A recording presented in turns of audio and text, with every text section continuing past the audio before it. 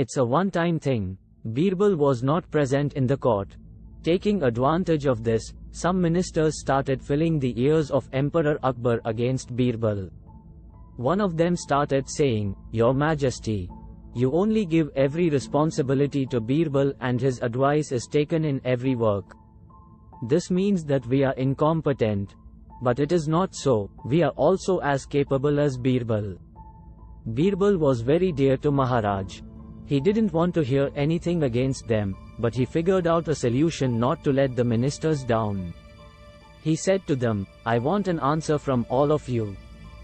The courtiers hesitated and said to the Maharaj, "Okay sir. We accept your condition, but first, you ask the question."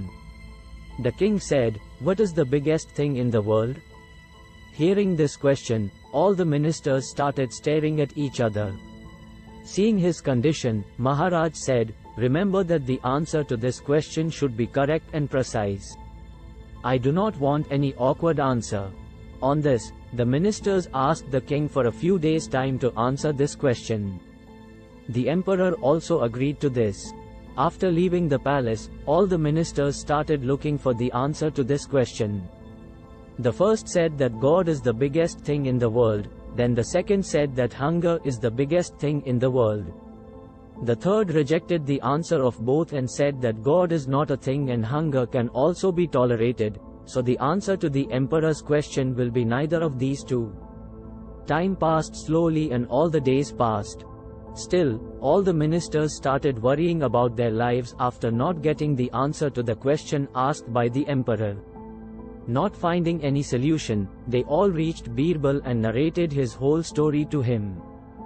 Birbal already knew this. He said to them, "I can save your life, but you have to do as I say." All the ministers agreed to Birbal's words. The very next day Birbal arranged for a palanquin. He gave the task of lifting the palanquin to two ministers, got the third to hold his hookah and the fourth to take off his shoes and himself sat in the palanquin. Then all those ministers were signaled to walk toward the king's palace. When everyone reached the court with Birbal, Maharaj was surprised to see this scene.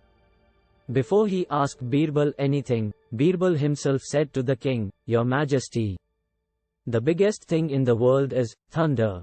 It is because of their thunder that all of them have brought my palanquin to this place." Hearing this, Maharaj could not stop smiling and all the ministers stood with their heads bowed in shame. Moral of the story: don't be jealous of someone's ability, rather learn from it and change yourself.